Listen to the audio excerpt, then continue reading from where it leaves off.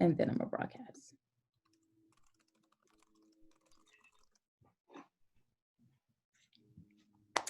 All right, so this is PRX, and we will start in a few moments with the Zoom webinar on remote recording. If you could take a few moments, can you please just check in via the chat? Just put your name and your location. As a reminder, we're going to be recording and live streaming via Facebook, and we'll be dropping some links throughout the webinar, some chats for like ultimate recording and our events calendar and a couple other resources that would be very useful. If you can, please follow us on social media at PRX on Twitter and at PRX Podcast Garage on Instagram and at PRX Official. So if you can, just again, I see some people are starting to check in, continue to check into the chat. And we'll start in a few moments.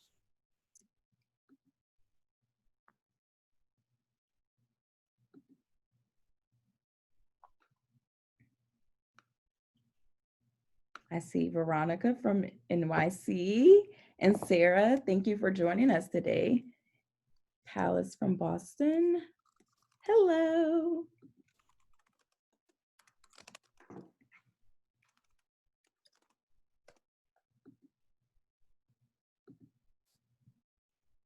And if anyone has any questions that you want to go ahead and get started asking, you can go ahead and use the Q&A feature on the webinar. It should be on the bottom sort of like options panel of your screen. We're going to be taking questions from the Q&A and not from the chat. So make sure if you have any questions you'd like us to answer, drop those in the Q&A.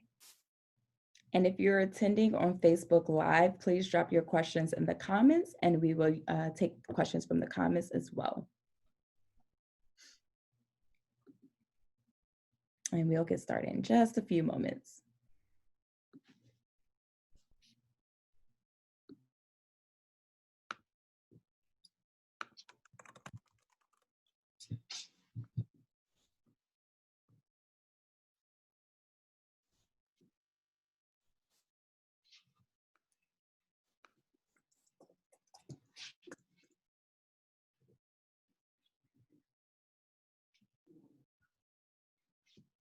And again, if you're just joining us, please put your name and your location in the chat. We'll drop some links in the chat as well. And just as Alexandra has mentioned, if you can please put your questions in the Q&A feature and not in the chat, so that way we can make sure we do not miss your question. And if you're joining us live on Facebook, please put your questions in the comments and we'll try to answer as many questions as we can from there as well.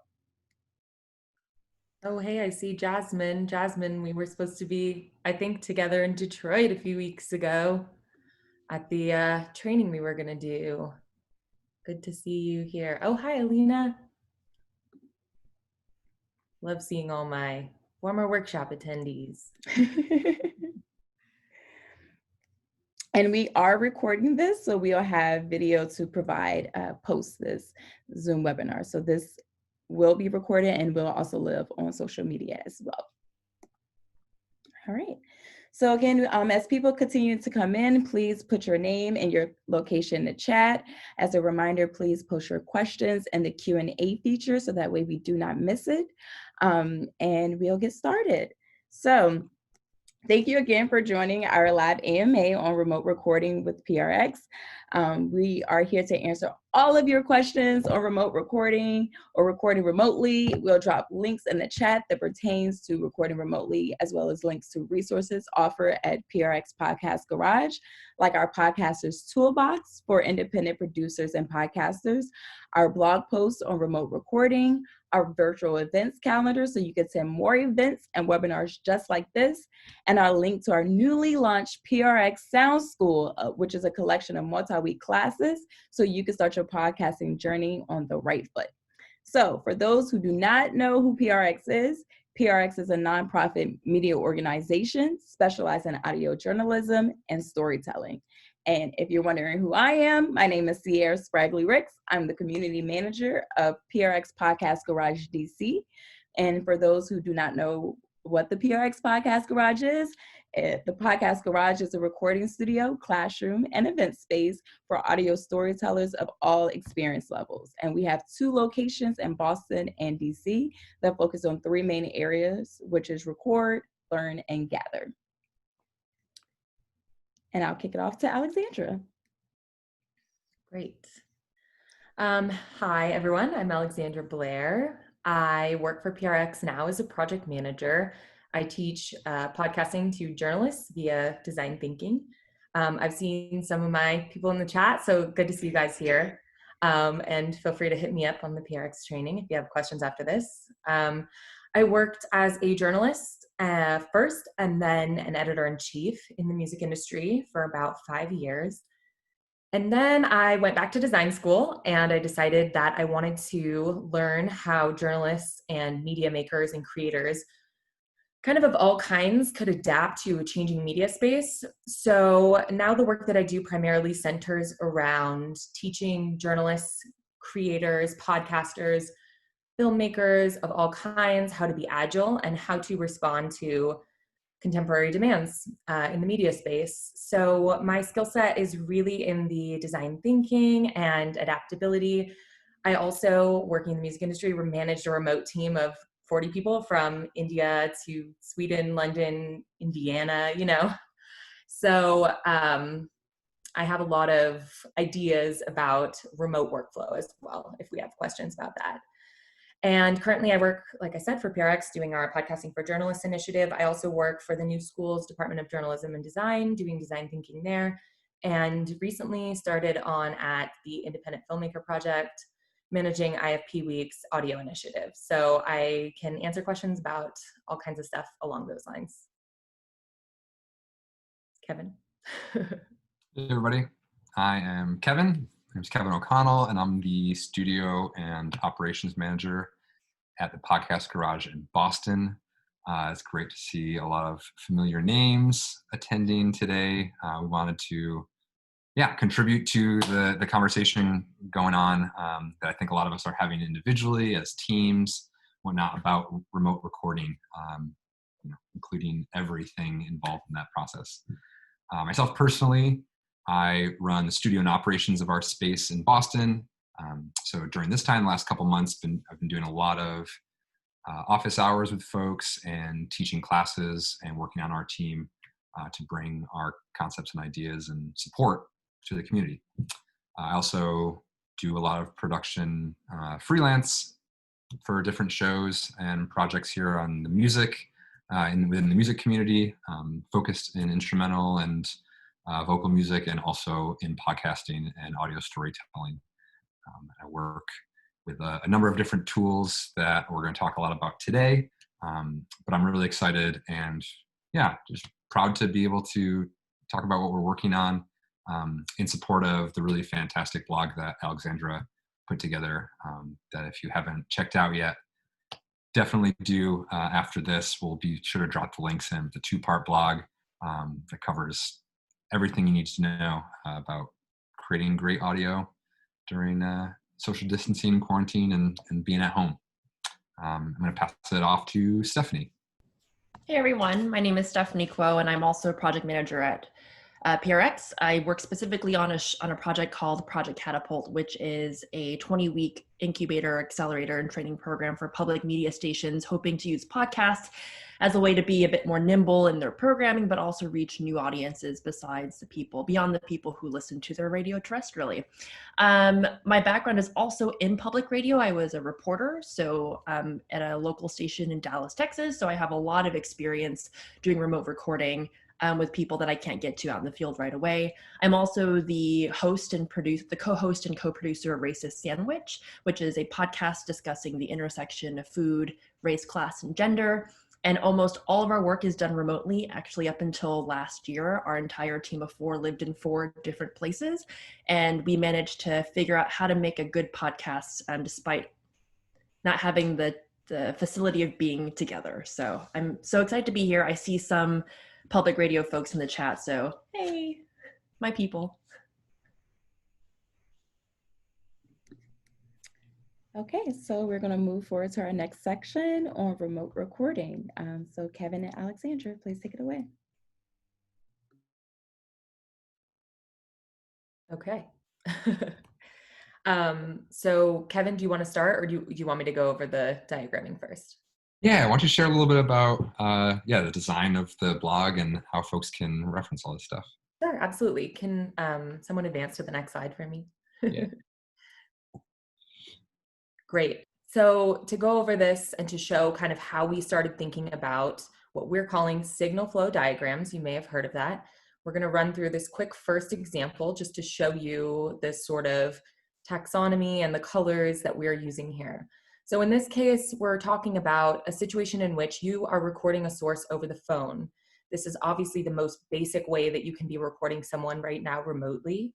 But there are some really simple tricks that you can do to get high quality audio, and even really prominent podcast producers are using this method right now.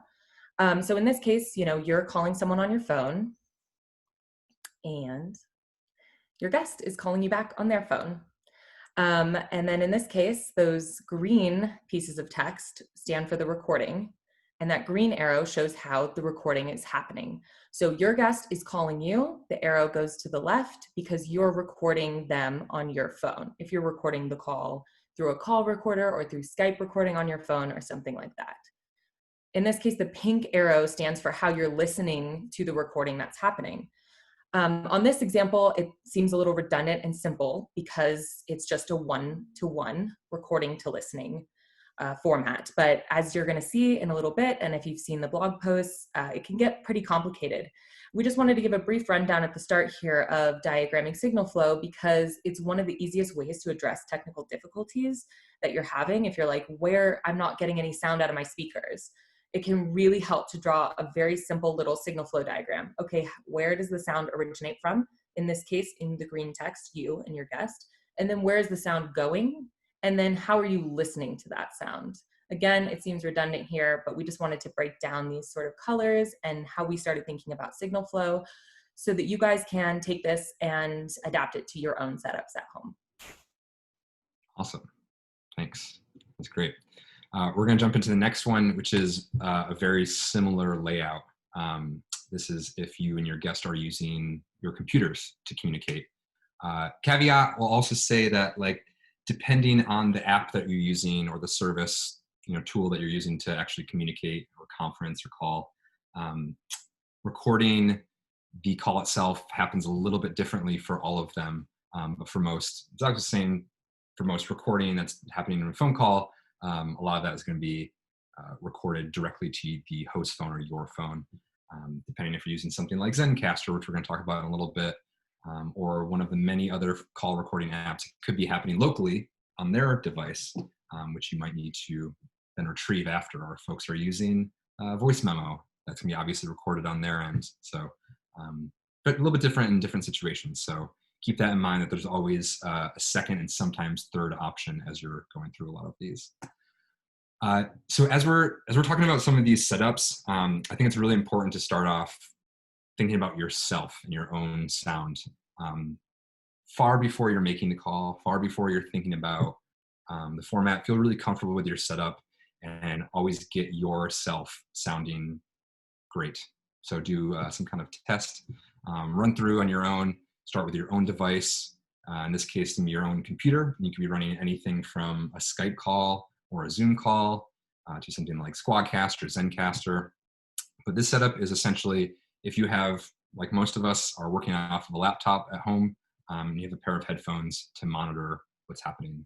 The reason that we wear headphones is to prevent any kind of feedback loop or feedback going from out of your speakers back into your microphone that can cause a lot of artifacts and weird stuff happening.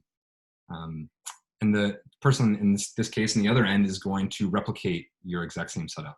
A lot of times when people are using this, they're set up a Skype or Zoom call, a FaceTime call of some kind, and they want to see each other and be able to connect one-to-one visually, which can be really important, especially right now. So same setup, computer, headphones to monitor, computer, headphones to monitor. Really quality way to capture a conversation. Is really great if you're trying to do a pre-interview, if perhaps you've adopted one of the later models that we're gonna check out, where it might be a little bit more complicated, or you're looking for higher quality audio. Sometimes doing a pre-interview just with a Skype call or Zoom call or something can be really helpful, and this is a fantastic way to do it so you can connect visually. As we're going, feel free to drop in all your questions in the Q&A. We have a couple that we're gonna check out right now and talk about. Anonymous attendee has asked about recording with a Tascam and a phone to actually record, to communicate with that person. Asked, what's the best setup? How could I make that happen? As we're going through these, all of our panelists will jump in if there's something that we want to talk about. But for this specific one, I would suggest if you have your guest has a recorder, definitely using that recorder to capture their voice and then make a phone call. They can set up the Tascam near them, so it's not directly, they're not directly talking into it. However, a little off to the side, the phone call to you, it can be really, really awesome. Make sure that you're instructing them. Use our blog or a number of online resources to explain how they're getting levels, best practices about their space and where they're recording, all the things from putting your phone on do not disturb or airplane mode to not wearing like a squishy jacket. All those things you can check out in the blog. As Alexander was talking about before, the listening portion is very important. Being able to hear each other clearly. We're always going to be highlighting our signal flow in each of these. And as we're talking about before, recording is going to be happening ideally locally, recording will be happening through the call to your computer, but if you're using a different kind of tool, the recording might be happening locally to your guest's computer. Next, we're going to talk about using an interface. This is if you're at home recording yourself narration, or if you're a guest on something, you happen to have your own setup. An interface is a tool that we use to communicate audio from a microphone to a computer or a phone. In a lot of cases, they can look something like this, where you control the microphone and headphone directly on a piece of hardware. They connect typically through USB to your computer. So you're going to start with your interface. Again, starting with yourself. Your interface is going to be the first point of contact, where you're going to be making sure you have a solid place to put it. Plugging in, turn on your computer, starting up. There's so many different kinds of pieces of hardware and interfaces out there. Finding something that's in your budget and your price range, that's easy to use, has some online resources for you to work through is really great. If you check out our Podcasters Toolbox, which is podcastgarage.org/toolbox, there's a number of really great resources on gear you can look at.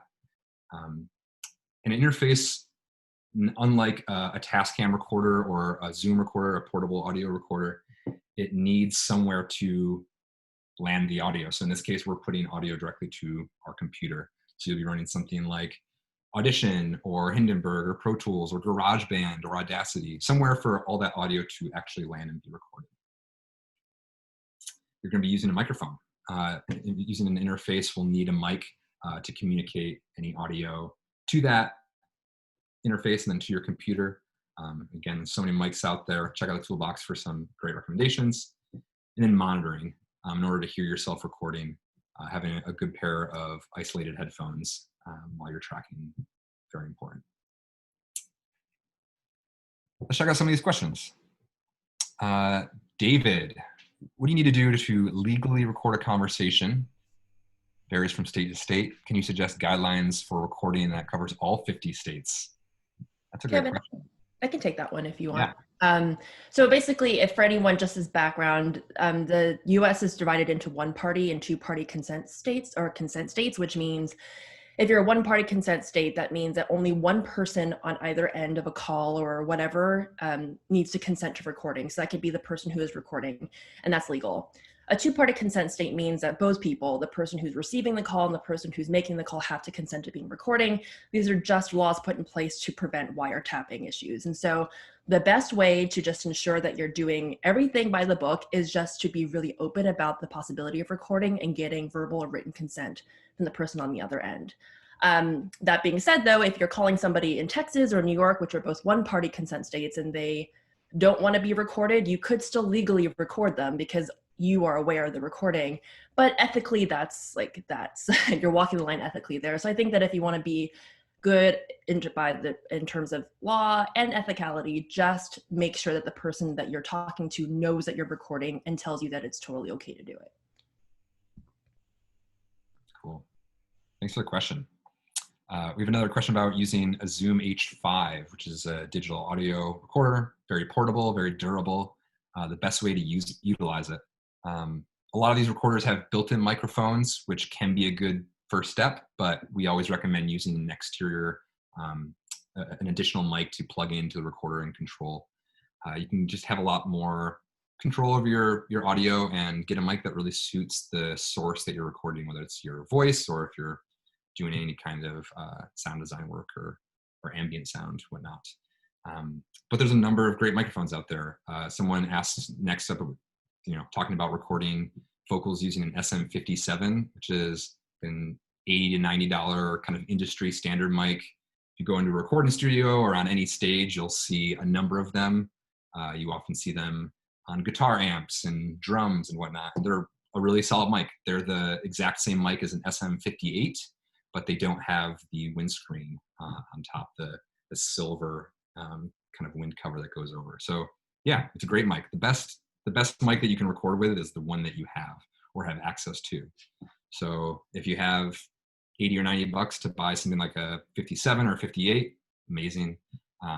There's a ton of other companies out there. Shure makes a number of great mics, Audio-Technica, Sennheiser, Beyerdynamic. There's a number of great companies out there.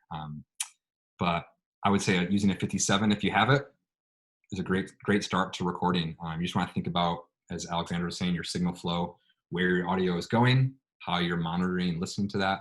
Really, really important. Cool. Next up, we're going to talk about using a recording device with some equipment, as you'll see. Again, starting with your own signal and your own setup at home, starting with your computer. This might be substituted with a phone if you have the right interface for your device to communicate to your phone, but in this case, using a laptop or a computer. And then we're going to start to institute this concept of using your remote digital recorder, not remote, your portable digital recorder as an interface to communicate with your computer, or using your computer as the means of communicating with your host or with your guest, with whomever it is you're speaking with, and recording directly to your digital recorder. So it's standalone, it's not plugged into your computer. Really an awesome way to communicate and to capture your audio. So your center hub is your recorder itself. You're using your computer as a way to hear the person you're speaking with on Skype or Zencaster or anywhere. And you're using a cable, a 3.5 millimeter or an aux cable to connect from your computer or your phone to your recorder itself. You have your microphone plugged in directly to your recorder. You're capturing your own local audio directly in your space. That could be any mic you have access to. It could be the built-in microphones in the top of the recorder also. But as we said earlier, suggesting using an exterior mic would be fantastic for controlling sound. Then live mix. You're probably wondering, how do I hear what's happening on my computer if it's plugged into my recorder? Using headphones coming out of your recorder will allow you to hear yourself and monitor your own quality in your space, in your own mic, and also hear the person who you're speaking with. In this case, they're going to be on their computer, probably talking to you, seeing you on Skype or Zoom or FaceTime, whichever. And they'll be using headphones to monitor the sound coming through that service, essentially your voice. It's a very simple setup. It's really standard for a lot of independent creators. If you have a little bit of gear at home and you're doing some kind of interview remotely, most times your guest is not going to have access to a recorder, microphone, all those kinds of things. So this is a great option. Layered caveat, also have them set up a backup. Sometimes you can record the actual call itself. If it's, Skype or Google Voice or something like that, you could have them set up a voice memo, just having their phone placed directly underneath them, and they can send that audio to you after. A really great option. You're hearing each other, listening back and forth through your conferencing app, and the recording is traveling from their computer, their microphone in their computer, capturing their voice through the app in your computer, out of the headphone jack of your computer and into your recorder. And again, you're listening to it in your recorder there. Kevin, I just want to stop here for a second, answer a couple of questions that we have had about recording via Zoom. There are a lot of guides online that you can look up on how to tweak these minor little hidden settings on Zoom to get the maximum audio quality. I would say in general, for sure, if you can turn off the video, that's going to help. However, you're compromising in some way there, because as we all know, when you're interviewing a source, sometimes it can really help to build your rapport, to be able to see someone's face and to actually have that conversation in the closest face-to-face way that we can right now. As an alternative, I would suggest what Kevin mentioned earlier, having your source or your person that you're interviewing, your guest, record via a voice notes app on their phone. This can actually get really good quality audio, in particular if you are going over the best practices with them in advance. So recording in your closet or under a blanket, it may look goofy and it may feel goofy while you're doing it, but you're going to get really good quality audio. I shared this anecdote with the team, but we have a former colleague who works at CNN Podcasts, and she needed some stuff really quick. I took my phone into my closet and I stood in the corner and I recorded the things she needed and just sent it to her via Google Drive, and it was on CNN Podcast the next day. So I would say definitely consider, if you feel like your source can make it happen. It's not that hard, but of course you have to remember to press record, and then they're going to have to send you the files, and it depends on your familiarity and confidence in audio editing. Of course, it's easier to post the audio from a Zoom chat. But if you are comfortable editing those things, it can really help punch up your audio if you have all of your guests record on their phones, on their voice memo app. Awesome. Thanks. That's great.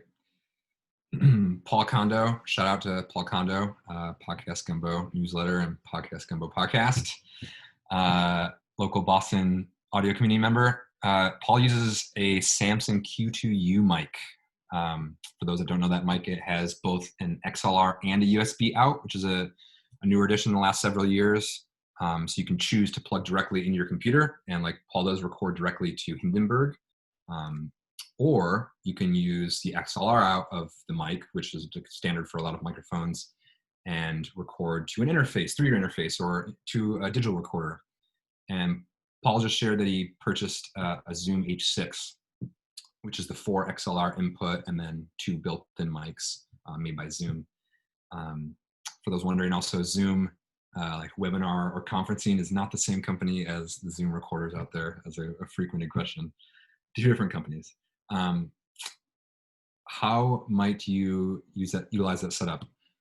Well, there's a thing called analog to digital conversion. So like an analog signal of any kind, right, is like when you're talking into a microphone and there is signal passed through the cable, an audio cable. When you're doing that with a USB cable, that conversion is happening, going right into your computer, right into Hindenburg. When you're doing it when you have a microphone plugged into a recorder or an interface, that recorder or that interface is doing that job, that analog to digital conversion. Essentially, you want something that's doing that work in the highest quality possible. So a recorder, digital recorder, or an interface are going to do that work in a better way. A lot of times you may notice, if you recorded the Samson Q2U mic kind of side by side in parallel, you did one directly into Hindenburg and then one into something like a Zoom H6 and then dropped it into Hindenburg or any software, the quality might be a touch better going through your Zoom. It's because Zoom can handle that process a little bit better. So I would suggest if you have access to it, Using a recorder, using an interface, you can get really, really fantastic quality. But if you have a USB mic, a pair of headphones, and a computer or phone, go with that. The best stuff you have is going to work great. All right, fully equipped. We have a couple more questions jumping in that we'll get to as we're going. Please, again, feel free to drop in any questions you have. The Q&A. We're going to hear from Stephanie in a little bit, who produces a really awesome show called Race to Sandwich, who was on our Wind Down a couple weeks ago, talking about a really unique, awesome way to capture remote recording as well. And let's jump into fully equipped. So this is, for lack of a better phrase, like an ideal situation where both you and the person that you're communicating with have somewhat of a quality or high quality recording setup in both of your spaces. So it starts with your computers, way you might be seeing each other or just talking to each other on a phone call, going from your computer audio aux cable or 3.5 millimeter or 1/8 inch cable, going from your computer, your phone out to your recorders. You each have a microphone plugged in. It's capturing your individual audio to your recorder, and you're both monitoring with headphones. Right, so this is a duplicate of our last slide, but individually we have each person kind of mirroring what's happening. Again, all this gear is really great, but if you're in a big reverberant space or you're next to your refrigerator or air conditioner, you might have a lot more trouble. So thinking about your environment and the source of your audio is equally, if not more important than the actual quality of gear you're using. So again, we're listening to each other and communicating to each other across Skype, Zoom, FaceTime, whatnot, but we're each recording to our own devices locally. So you'll have really, really fantastic quality from each of the microphones that you can pair after the recording. So it'll sound ideally like you're in the same space, in the same studio. This is like a kind of an elaborate version of a tape sync in a way. Tape sync is if you're in studio or somewhere, your home studio, and you're interviewing someone remotely.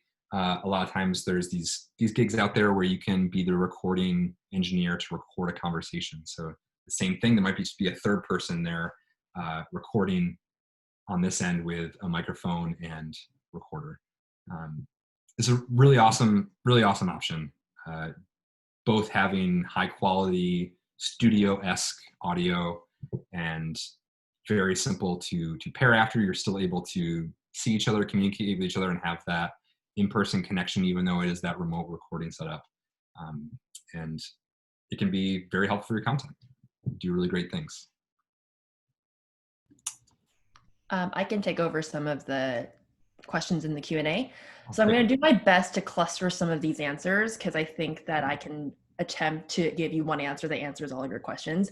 So I'm going to start with Anya, who asks, what would you suggest as setup to produce the following project where there's one person in location A and one person in location B, and they're all remote from each other, trying to do a recording of some sort. And so she was thinking that she would do 2 recordings, one for high quality where they're each recording their own sides, and then maybe one backup that's lower quality.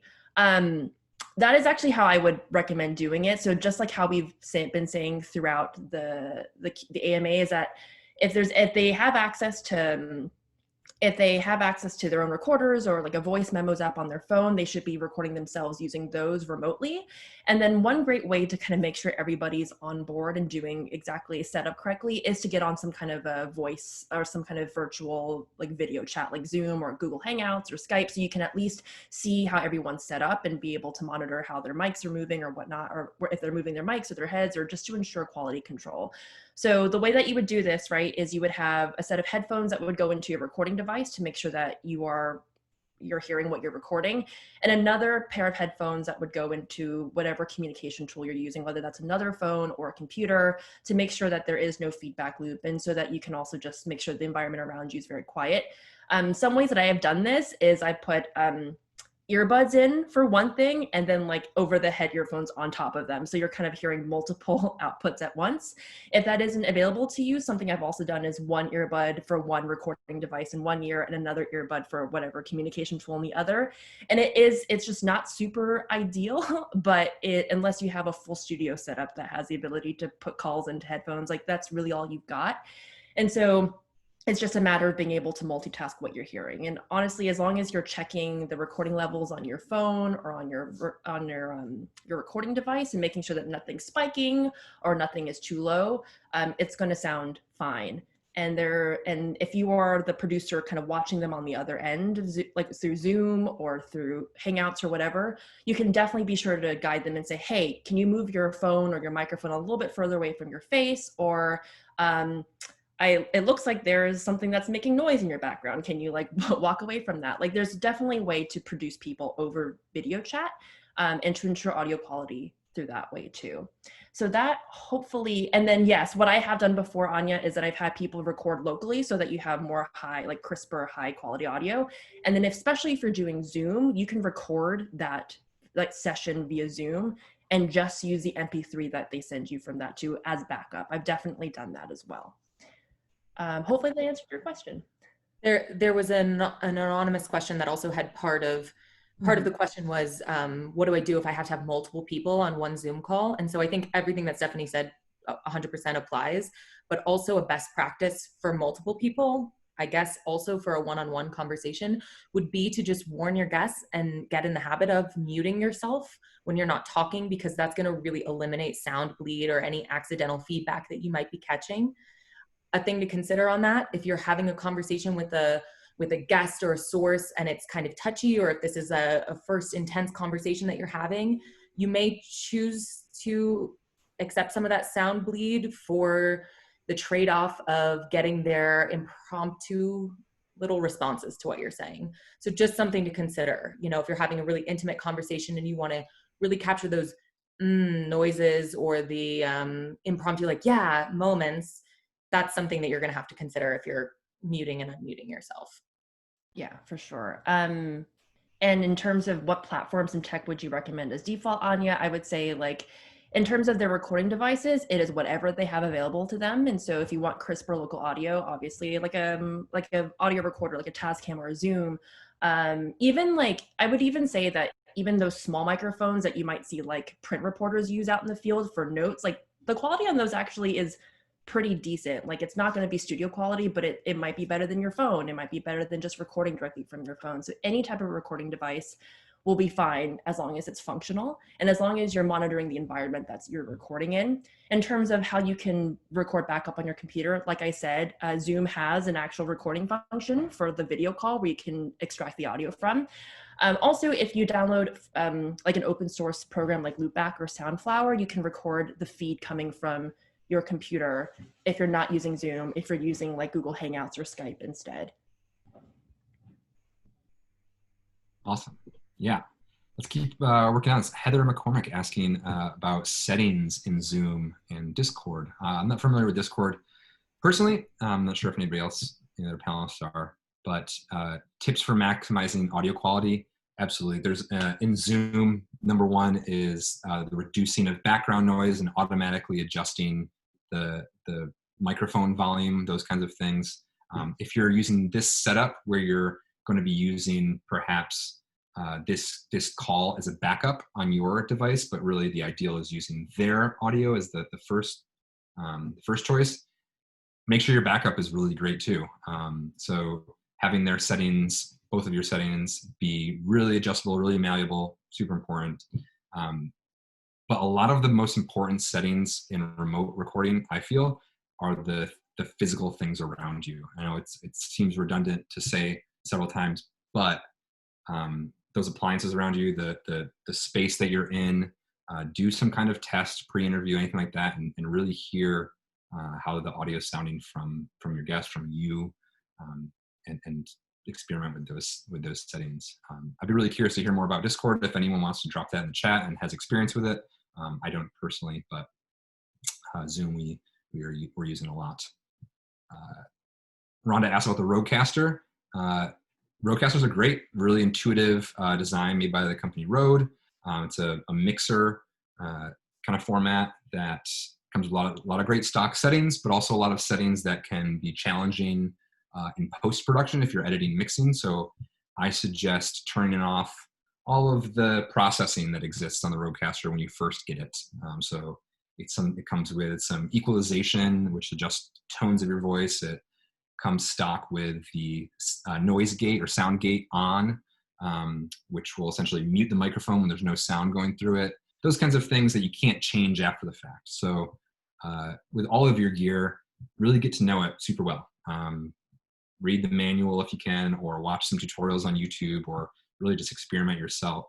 But you don't want to be stuck in editing and mixing with some audio that you wish you had one of these settings off after. You can always add that stuff later on. So definitely do all of your recording as raw and clean as you can. Perel asked if we could go through this setup on a recorder and how that might look using specifically a Tascam and a FaceTime call, and what you're looking for in your recorder. Yeah, super quick. Again, you're using an auxiliary cable or a 3.5 millimeter cable or an 1/8 inch cable. They're all the same thing, just different names for it. But essentially that headphone jack size cable. That's going to come out of your computer or your phone, your device, and it's going to plug directly into your recorder. It's going to function just like you were plugging in another microphone into it, right? So if I was here and I was recording myself and an interview between myself and my dog, I would give my dog a microphone and myself a microphone, and I would adjust both those levels because they're individual sound sources. Same thing with this. It's an individual sound source from your guest through that FaceTime call. And on your recorder, you're going to be following all the instructions and kind of know-how of operating your recorder. So check out Tascam's website, check out YouTube for some tutorials on how to set your recorder up from A to Z, really. But little tidbits, levels, you want some levels. There's a meter. You want that meter averaging between -12 decibels and -6 in that range. So it's not too loud where you're distorting. It's not too quiet where you can't really hear any of the audio. Always wear headphones. Remember that your headphone volume is not always the audio that you're recording. So make sure you're testing and listening and whatnot. But I would check out Tascam's resources on how to use the recorder itself if you're looking for more know-how on operating the piece of gear.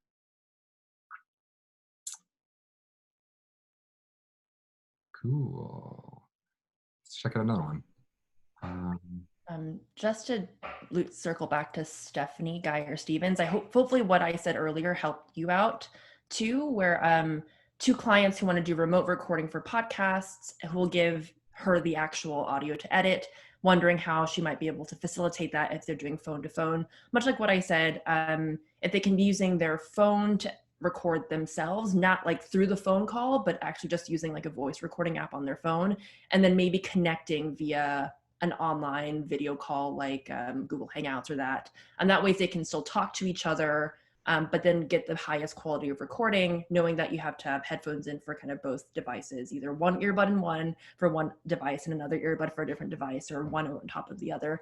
That's kind of how I would best facilitate that. Otherwise, I mean, I don't have a lot of good experience like calling somebody and hoping that that recording is going to be good. So I would always say it's the best possible way to get the best audio quality is to kind of make sure that they're recording locally on devices that aren't also being used to communicate with. Yes. I would also recommend too that if there is a way for you all to, like, if you're going to be doing remote recording a lot with your guests, to type up kind of a one-pager for each of them, kind of detailing those instructions, just saying, hey, these are strange times and we have to do this over the internet now. So like, here's a setup, right? I'm going to call you on your preferred video call app. And then I'm going to ask you to use whatever recording device you have available, whether it's a recording app on your phone or an actual recording device.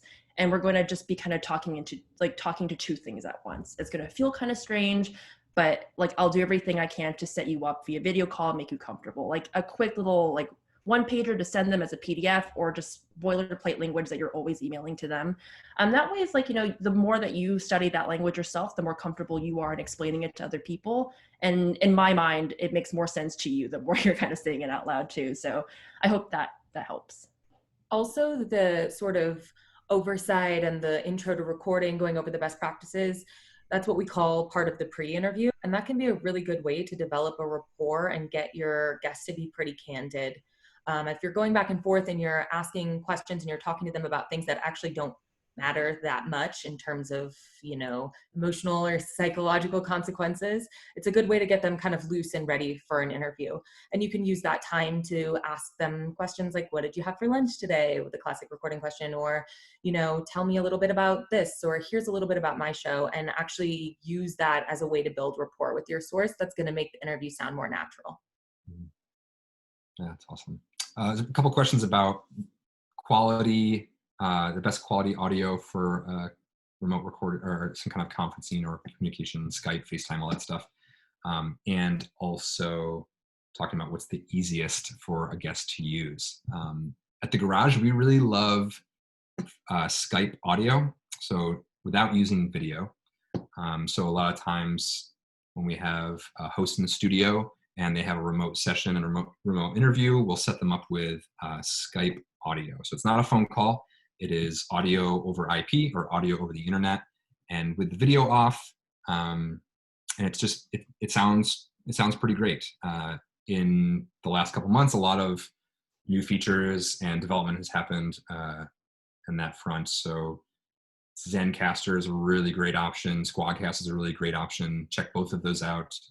One of our community members, Cherie, published a Medium blog about, kind of the step-by-step that you would send to your guest on how to get the best quality and best results from Zencastr. Zencastr is fantastic. It records locally on your computer on your end and locally on your guest's end.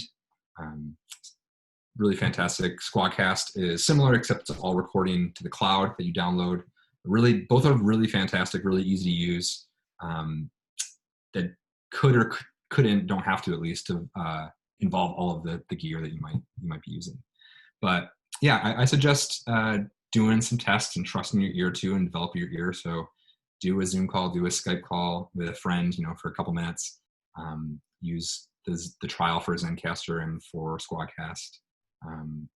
And listen back and tell what and see if you can tell what you like the best. But us personally, at the Garage, we use Skype audio. So we're talking about Zoom being compressed also, which is a feature of the automatically adjusting the microphone settings. So go into your preferences and see if you can turn that off, and that might help you a bit. Also, someone who asked, they like using Zencastr because it's easy for them to use and the audio quality is good, but if their guest doesn't have a USB mic, how can they optimize that recording? We kind of went over that earlier, and I think that there should be a link in the chat to the Podcasting 101 video that goes over some basic recording little things you can do. And as mentioned, hopping into a closet, getting under a blanket really does help. If nothing else, making sure you're not in a big room with tons of echo. Just really trying to get that down into the voice only. Mm-hmm. You have a question from Eloisa about using a wireless mic with her Zoom H4. I would suggest using, if your guest has a microphone, an actual like XLR cable, mic cable microphone going to an interface or recorder, amazing, but it's less likely. So if they don't have that cable microphone, going with their phone directly up to their face, like they're on a phone call with Skype audio or any of those other services, is really fantastic. But sometimes there can be challenges with wireless microphones. I would reserve those for live events and whatnot, where you might need to get on and off stage and that kind of stuff. In the studio or at home, stick with something that's cabled. Another question about recording two hosts sitting at the same location and a remote guest. That's a great question. You've probably seen a lot of talk about the interfaces and Zoom recorders I've been using. You gotta think about how many sources of audio you have. So in this case, you have two hosts and an interviewee or guest. So ideally, in an ideal situation, you would have 3 audio sources coming into your recorder or your interface or whatnot. So you would need something like a Zoom H6 or one of the interfaces that has 4 or more inputs. And you want your guests at home or in the same location both on headphones, both with their own individual microphone, and using something like Zoom or Skype or one of these remote conferencing apps for them to be able to see their interviewee. If not, if you just want it to be audio, advanced Skype audio is fantastic. You could also do a phone call, but you want whatever it is that where your guest is using to be inputted into your digital recorder, your interface as well. So you'll have 3 inputs of audio, your 2 hosts and the guest. I just wanted to really quickly reply to Kim, who says that Medium is blocked in Egypt, and she's looking for places to find the material that we've posted on the Medium post that we created. Kim, I will put my email address at the chat. Hopefully that won't be abused and it won't come back to haunt me. But I would recommend just send me an email. I can copy and paste that into a Google Doc, or we can work together. Anyone else who is having trouble accessing that content, just let me know, and I'll get back to you.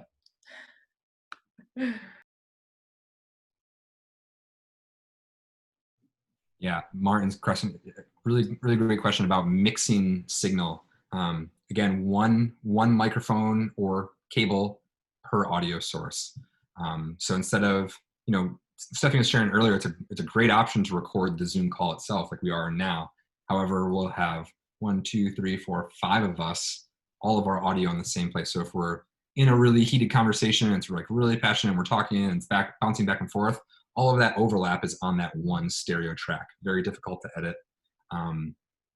Suggest having everything on a separate track or a separate channel. So making sure that, like, if you have 3 remote guests, you might need 3 devices in the ideal situation. You might make some compromises in the end where you pair people on different ones, but you want everyone ideally on their own individual channel, their own individual track.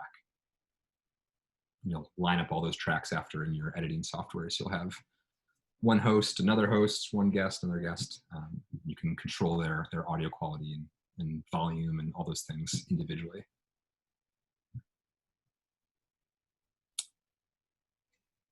Ooh, Tamberly Ferguson, what's the best way to account for platform delays? Are there techniques that you can have hosts or interviews? Delays, I'm sure anybody who's had a Zoom meeting lately when you're both talking at the same time and like, no, you go, no, you go. If you're the host, give your guests space to finish their thought. That's just a general practice in interviewing. I think letting them finish their thought and sentence and chew on it for a second or two. Sometimes there might be another thought or elaborate addition that goes to that could be gold. So give them some space. If you're recording with 2 different audio sources, right, it's very easy to, especially remotely, it's very easy to cut any responses or audio on one of those sources without affecting the other. However, it can affect the answer that's happening from your guest. So thinking about your audio and your setup and the actual engineering portion of everything and the art of interviewing as 2 separate things that directly inform each other all the time is really important. So if you're mm-hmm or yes in your guest, you might have a little bit more challenging of an interview that perhaps doesn't allow them to finish their thought. But you still want it to be natural. You still want it to be a healthy conversation. So listen back and give yourself some feedback or have some friends give feedback too. And to dovetail on that, I think, Stephanie, did you want to share maybe a little bit about your experience working on Racist Sandwich and Sure. visions? I think something that we're seeing a lot in this chat is just like, how do I get the best quality audio? Like how, and I think that, like, yes, we should all be striving for the best possible audio. But I think that given in these times, there is going to be a lot more, I guess, forgiveness that your audio quality isn't going to be as good as it would have been had you had access to a studio, or had you had access to renting kits out from like the podcast garage. And so I think first take a moment and like forgive yourself that your audio is not going to be the best it could possibly be under the ideal circumstances. And then also remind yourself that people on the other end as listeners understand that too. And so now it's just like, what I would prefer you all to think about is, while you're also thinking about like great audio quality, is to think about like, well, is there a way that I can make even bad audio like be powerful and mean something to my listeners? And so Kevin and Alexander had asked me if I had any examples of where like really bad audio could still be really interesting and impacting or impactful. And I hate like self-promotion sometimes, but we did for one of our episodes this past season, we recorded a guy who was calling us from a burner cell phone inside of a French prison. And we did that, and the audio comes in and out and warps in and out sometimes. And I think like our instinct is to be like, oh no, it sucks, we can't use it. But hey, like the context is that he's using a burner cell phone instead of a French prison. And so I thought that it could be fun to just listen to what that sounds like, just in case, you know, if all you have is recording someone's actual phone audio, like don't despair. You could still salvage it and make it really good. So do you want to play it? So how do you get the money for all this? I get it because I have friends and family who looks after me from the outside. I've been a good man. So they look after me. They send me a little bit of money every month. You know, the money goes to my prison account, you know, and then I can order some food. So what we do when we don't have access to meat, we have the we have the visits from family, so they can hide meat on themselves, you know, because it goes through the metal detector. Hold on, the guard is, hold on. When I tell you hold on, the guard will, you hear me? The guard will come to check on me in a second, so I'm going to put just the earphones down for just 20 seconds. Hold on. Yes, still do it. Hold on. I can't. Motherfucker. Okay, let's go. No worries. I'll let you know. All right. So, what are your favorite cooks? What are your favorite dishes to cook?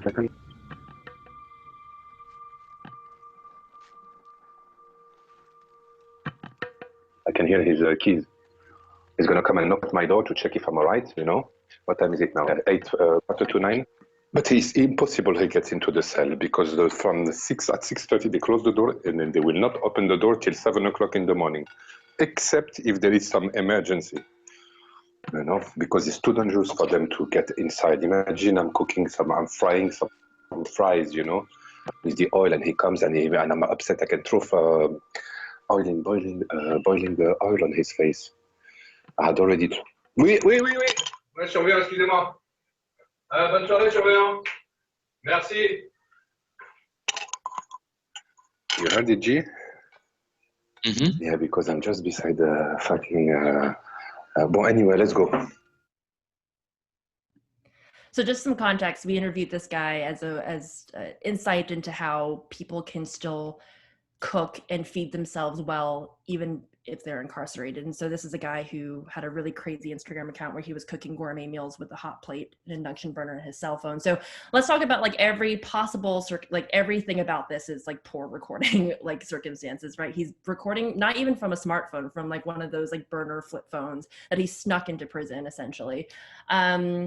Some okay headphones that he had to plug in halfway through. He was recording in his cell, which is all tile, and with the possibility of being interrupted by guards.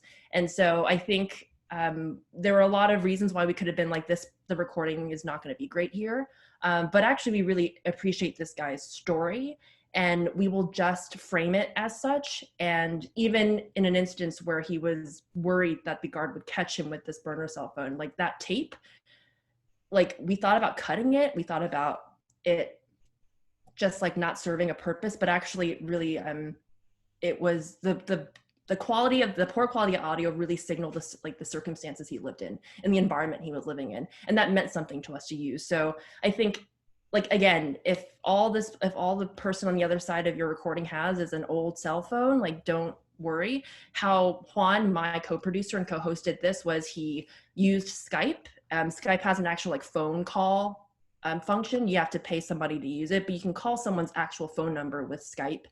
And then from there, he downloaded Loopback or Soundflower, what it used to be called, which is a free open source software you can download onto your computer.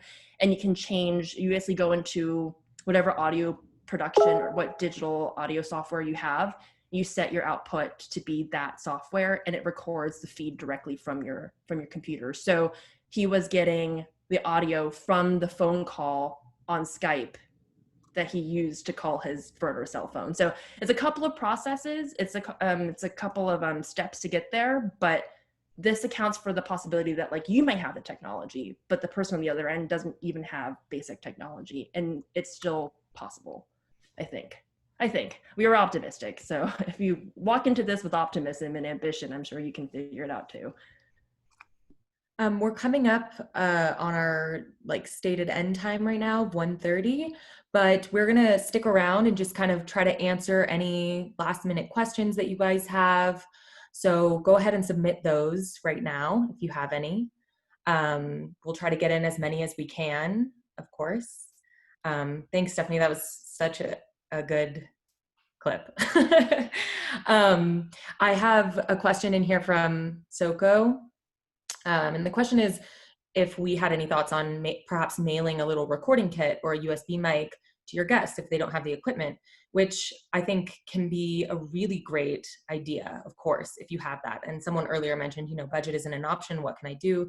Yes, definitely. There are lots of resources that we've dropped in the chat so far that we'll send out to everyone on picking good equipment at a bunch of different budget price points. So definitely that's a great idea. And you can use some of the sort of tips that we went over earlier about recording best practices and how to pre-interview and prep your guests for doing that sort of work. It might be a little bit of you on a call with them, just showing them how to plug it into their USB. Obviously assess the technical know-how of your guests before you send them a Zoom recorder or a bunch of XLR cables. So maybe just get a feel for what they're comfortable with. But again, that's sort of an investment that you make one time. And if you work in audio and if you're committed to your podcast, it's probably going to serve you pretty well down the line to have something like that. And the last thing I'll say on that is that it can really help, as mentioned earlier, to develop a little one-page document or some kind of Google Doc that you send to your guests that says like, okay, this is what you do. Open the box, plug it in this way, download this program, make sure that you're sitting in this kind of room. The overhead on creating something like that can seem daunting, but once you've done it one time, you can send it to every guest and fine tune it over time, and it gets really easy. And Soko also asked, trying to decide between Zencastr versus CleanFeed. And I'm sure everybody has their own preferences. I think like nothing is stopping you from just testing each of them out. Like call up a friend and test the Zoom quality. I've done it before where I've tested audio with my partner who just went into a different room. And it's just like, there's just tons of ways. Like it's all up to preference. Test it out, try it out before you commit to anything. And so I've used Zencastr before, which is great. I think Kevin Squadcast is also on there, also really recommended. But if you're looking at the web pages and deciding like none of these look particularly different, or it's just a matter of trying it out, feeling which user interface is more comfortable for you, and also just like record your friend, record your partner or your roommate, and if you like the audio quality, go with that one.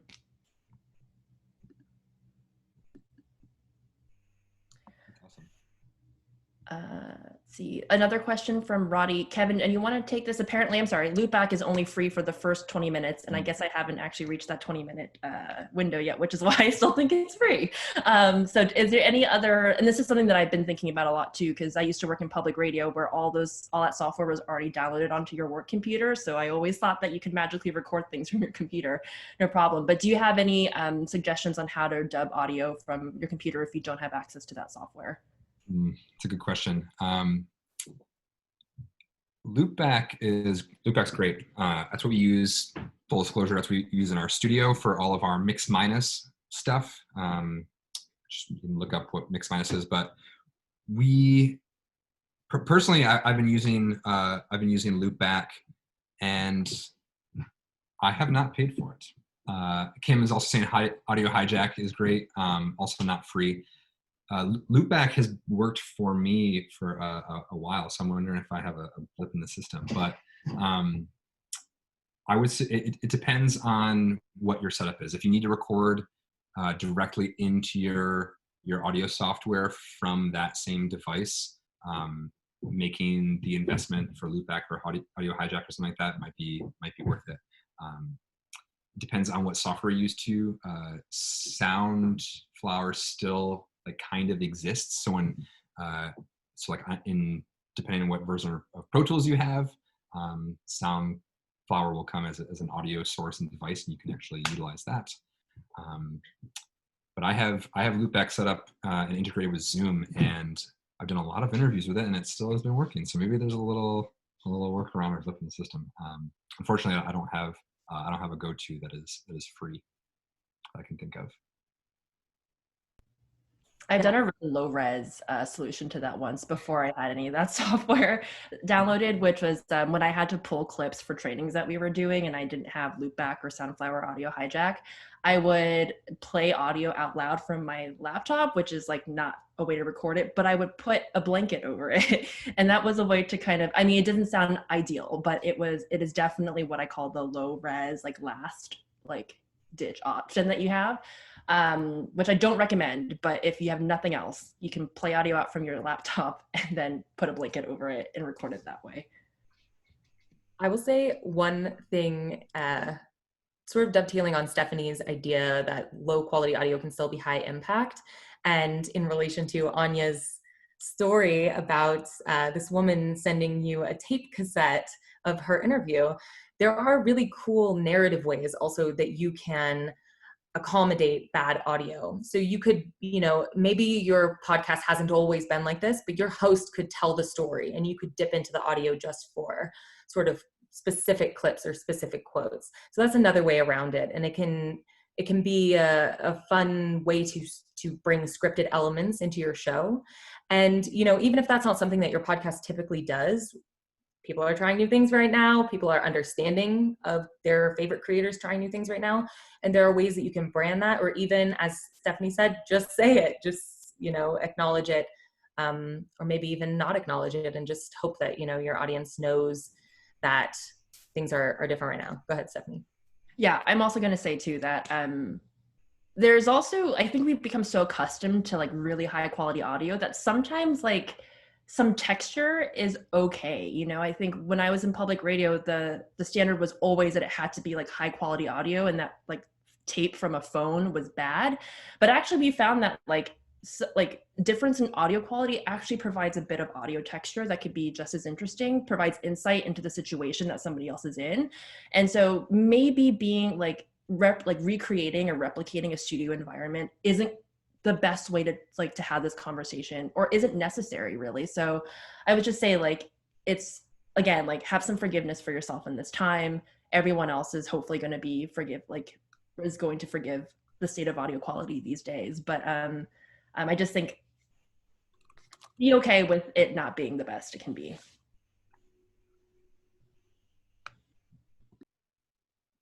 Great. Well, I think that basically brings to an end kind of all of the questions that we got.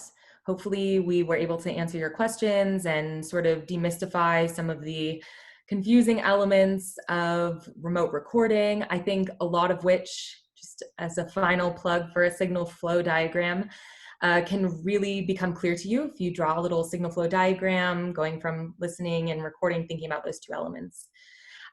We are going to send out to everyone who registered for this webinar a document with a bunch of resources that we mentioned, links from the chat, and obviously a link to the blog posts. If you are like Kim, you need help accessing that content because of regional restrictions or anything like that, let us know in the chat right now. Go ahead and just reply directly to me. I'll make sure you get that.